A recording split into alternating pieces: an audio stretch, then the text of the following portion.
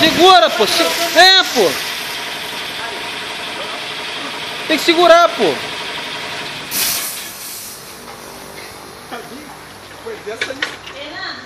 Gustavo.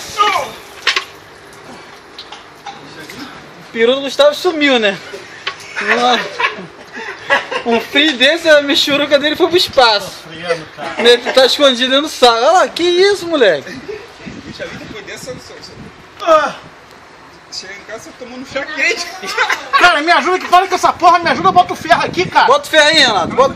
Segura, então segura aí. Não vai molhar porra, pô. Bota o ferro, Renato, ali, Renato. O outro ali Então tá... acho que não vai não, vai precisar não, vai. Tá com frio, mano? Tá não, né? Tu conseguiu botar a bolinha? O peixe já tá montado já. Tira, não precisa não, acho que não vai precisar. Tira a madeira. Show, de tá baixo. com frio? Tá frio aí, show? Aberto? Tá aberto? Hã? Tá aberto aí? Ele tá tremendo, ele não consegue falar. Ele tem uma tremedeira da... Nós estamos igual o Mário e Luiz, aqueles encanador maluco. Show, cuidado que o Gustavo tá de pau duro aí, ó.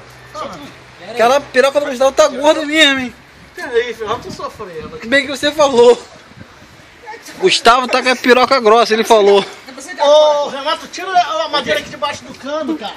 Não, tira não, tira não.